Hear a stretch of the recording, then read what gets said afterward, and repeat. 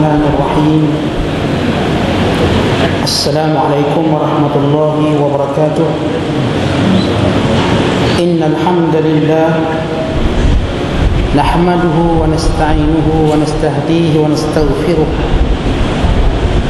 ونؤمن به ونتوكل عليه ونعوذ بالله من شرور أنفسنا وسيئات أعمالنا. من يهده الله فلا مضل له ومن يضلل فلا هادي له. أشهد أن لا إله إلا الله وحده لا شريك له وأشهد أن محمدا عبده ورسوله.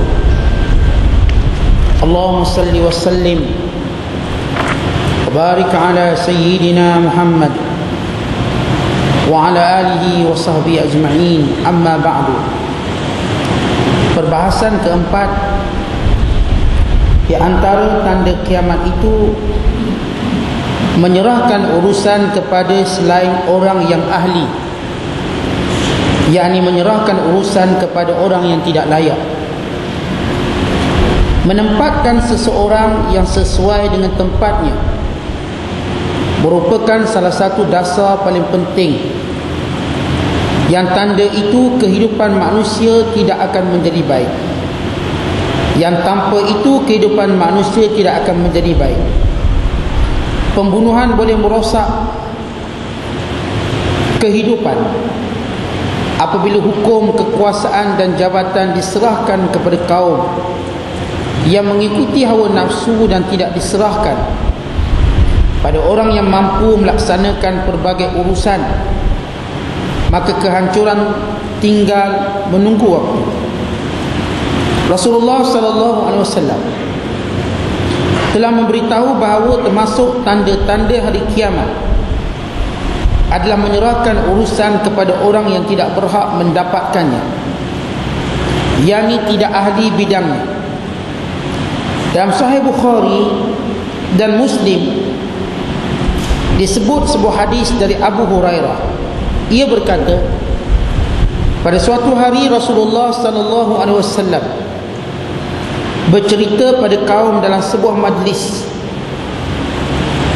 Lalu datang seorang Arab bertanya, bila hari kiamat terjadi? Namun Rasulullah SAW tetap meneruskan pembicaraannya. Lalu sebahagian kaum beranggapan bahawa Rasulullah SAW mendengar pertanyaan orang tersebut, akan tetapi beliau tidak menyukainya. Sebahagian lagi beranggapan bahawa Rasul tidak mendengarnya. Ketika pembicaraan Rasulullah SAW sudah selesai, beliau bertanya, di manakah orang yang bertanya tadi? Dia menjawab, saya wahai Rasulullah. Rasulullah SAW menjawab, ketika amanah ditelantarkan, yakni disia-siakan, maka nantikanlah terjadinya kiamat. Dia bertanya, bagaimanakah pelaksanaannya? Beliau menjawab, ketika suatu urusan diserahkan kepada orang yang bukan ahlinya, maka nantikanlah terjadinya kiamat. Muslimin dan muslimat yang dirahmati Allah sekalian, di antara tanda kiamat itu ialah apabila diserahkan suatu urusan kepada yang bukan ahlinya, yakni kepada orang yang tidak layak. Yang dimaksudkan dengan urusan ialah semua urusan kehidupan manusia, dunia atau akhiratnya.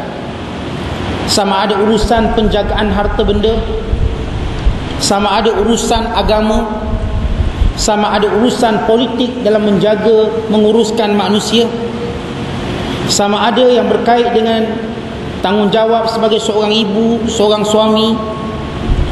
Maka bila diserahkan urusan ini kepada orang yang tidak mempunyai kelayakan, maka akan berlaku kiamat, yakni mempercepatkan proses kiamat berlaku. Kalau kita lihat dalam Islam, di antara keadilan Islam ialah meletakkan sesuatu kena pada tempatnya dan memberikan sesuatu kepada orang yang layak. Kerana itu ketika mana Nabi SAW melantik para sahabat yang akan menjadi pemimpin-pemimpin tentera, yang akan mewakili umat Islam untuk berdakwah, menjadi duta, sebagai amil zakat, Nabi meletakkan keutamaan amanah kepada mereka, sehingga semua yang dilantik oleh Nabi SAW menunjukkan amanah mereka. Ada di kalangan para sahabat yang ingin memegang jawatan, kerana pada ketika itu memegang jawatan dianggap satu kemuliaan dan pengiktirafan Nabi SAW kepada mereka. Ia berbeza dengan zaman kita. Pegang jawatan maknanya kaya.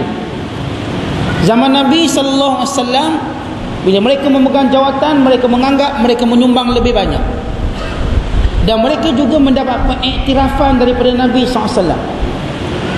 Maka tiba-tiba datang seorang sahabat yang minta juga jawatan atas dasar dia nak kemuliaan. Nama sahabat ini Abu Dhar. Kata Abu Dhar, ya Rasulullah, istamilni, lantiklah aku, apa-apa jawatan pun tak kisah. Kata Nabi SAW, ya Abu Dhar, innaka dha'if, wa innaha la amanah, wa innaha yawmal qiyamah la nadamah. Wahai Abu Dhar, kamu tak boleh, kamu lemah, sedangkan jawatan ini amanah, dan kelak di hari kiamat ialah penyesalan yang tidak berkesudahan. Sesiapa yang membaca kisah Abu Dhar, kita tahu Abu Dhar seorang sahabat yang baik, seorang sahabat yang warak. Tetapi persoalannya bukan sekadar baik dan warak, juga amanah. Amanah bukan maksud seorang tu akan pecah amanah, bukan itu sahaja. Amanah juga bermaksud seorang itu memang layak untuk melakukan sesuatu perbuatan tersebut, dan taklif, kewajiban yang diberikan kepadanya. Sebab itu saudara, kita tidak digalakkan memberi jawatan kepada orang yang rasa dia tak mampu pikul. Kelak dia termasuk dalam hadis ini akan tercuai dan tergendala segala amanah. Kita beri kepada orang yang benar-benar layak. Bukan isunya meminta, tapi isunya layak atau tidak. Abu Dhar, Nabi SAW bukan marah dia meminta jawatan, tetapi ternyata dia tidak layak disebabkan faktor-faktor yang lain. Artinya Nabi SAW, demikian juga Abu Bakar, Umar, Khattab, sahabat-sahabat selepasnya cukup menitik beratkan amanah. Tetapi akan berlaku di akhir zaman, amanah tidak lagi dipedulikan. Sedang Nabi SAW memberi tazkirah, beri ceramah, beri kuliah. Datang seorang Arab Badui, faqama rajulun faqala al-a'rab, bangun seorang lelaki Badui. Dia kata, ya Rasulullah, mata sa'ah, wahai Rasulullah, bila kiamat? Nabi tak peduli dia. Nabi terus menyambung cakap. Setengah sahabat bercakap, barangkali Rasulullah tak dengar kot, tu dia tak peduli. Sebab biasa Rasulullah bila ditanya dia akan jawab. Seorang sahabat lagi tanya, barangkali soalan tu Nabi tak suka, kerana itu Nabi tak jawab. Syekh Al-Fattah Bi-Ghuddah dalam bukunya Ar-Rasul Mu'allim, Nabi sebagai seorang pendidik, bila beliau komen hadis ni, katanya kerana Nabi SAW dia tak mau putus tajuk yang dia bercakap, menyebabkan orang tak faham. Dia habiskan dulu percakapan dia, lepas tu barulah dipandang pada orang bertanya.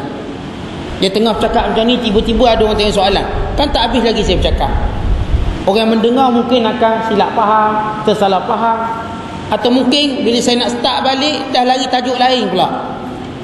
Maka Nabi SAW dia habiskan dulu tajuk dia, barulah Nabi tanya. Mana orang tanya tadi? Di sini juga menunjukkan hadis ini, bila kita nak tanya sesuatu selepas seorang tu habis bercakap, dan kita minta izin bertanya biar habis bercakap, kerana tidak mengganggu pokok utama percakapan dia. Maka Nabi SAW bertanya, mana orang yang tanya tadi? Lelaki ni pun bangun, ya Rasulullah, ana dha, akulah dia. Lalu kata Nabi SAW, aidis soal, ulang soalan. Ternyata soalan ini penting. Sebab tu Nabi suruh ulang. Kan Nabi tak faham. Nabi nak suruh sahabat faham. Soalannya tentang mata sa'ah, bila kiamat. Kata Nabi sallallahu alaihi wasallam, "Iza dhiyatil amanah." Apabila amanah disia-siakan. Lalu lelaki ini bertanya, "Ya Rasulullah, kaifa idha'atuha?" Macam mana amanah ini disia-siakan? Maka jawab Nabi sallallahu alaihi wasallam, "Iza wussidal amru ila ghairi ahlihi fantazris sa'ah." Apabila suatu urusan diserahkan kepada bukan ahlinya, maka tunggu kiamat. Artinya urusan agama bukan pada ahlinya, tunggulah kiamat. Urusan negara bukan pada ahlinya, maka tunggulah kiamat. Maksudnya apa?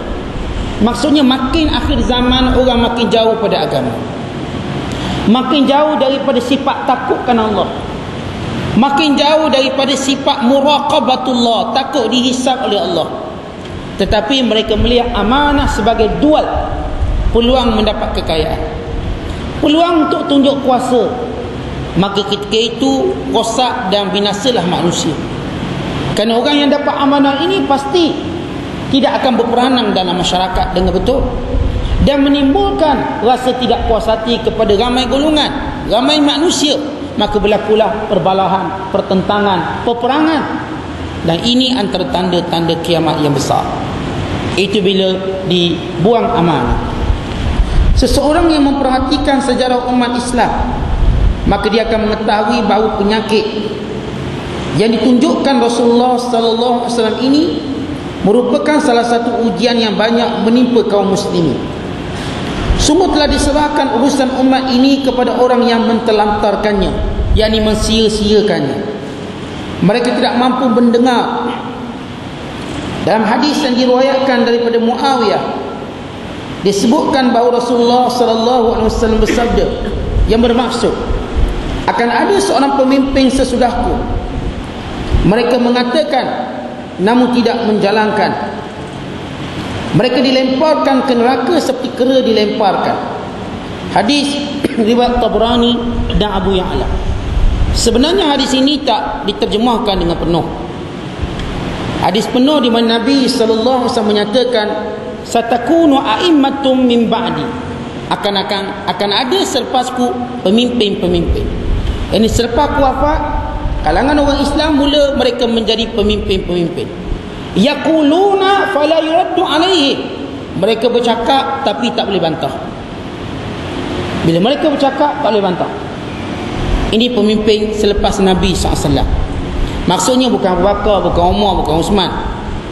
Pemimpin-pemimpin selepas ini. Sekiranya mereka bercakap fala yuraddu alaihim, mereka tidak akan ditegur, mereka tidak boleh dikritik, mereka tidak boleh diperbetulkan. Kata Nabi SAW, yataqahamuna finnar. Mereka ini meloncat-loncat dalam neraka, melompat masuk neraka, kama taqahamal qiradah, ataupun kama tuqahamul qiradah, sebagaimana monyet-monyet beruk-beruk yang melenting-lenting melompat-lompat dalam api. Bila kena api melenting, artinya mereka dicampur dalam neraka. Tabiat mereka duk lompat-lompat macam kera bila dalam neraka. Di sini Nabi sallallahu alaihi wasallam menyebut tentang pemimpin, yaqulun fala yuraddu alaihim. Bila mereka berkata dan beri arahan, maka jangan ditegur, jangan dikritik, jangan diperbetulkan. Pemimpin-pemimpin seperti ini yang akan mendatangkan bala pada umat Islam. Dalam satu hadis ataupun kalau kita buka lembaran sejarah para sahabat, bagaimana mereka beraninya menegur pada pemimpin-pemimpin Islam, bukan kerana benci, supaya tidak termasuk dalam hadis ini. Apabila Marwan bin Hakam yang dilantik menjadi pemimpin dan gubernur pada zaman pemerintahan Muawiyah bin Abi Sufyan, maka saudara, bila dia menjadi, kita tahu sunnah dalam solat hari raya, kita solat dulu baru kita khutbah raya. Tapi oleh kerana Marwan bin Hakam bila dia bercakap, orang tak nak dengar, orang cabut lagi. Lepas main raya orang pun keluar cabut. Maka dia pun mengubah sunnah Nabi SAW dengan dia berkhutbah dulu sebelum sembahyang raya. Ketika mana dia nak buat, Abu Sa'id Al-Khudri bangun lalu menegur dia, jangan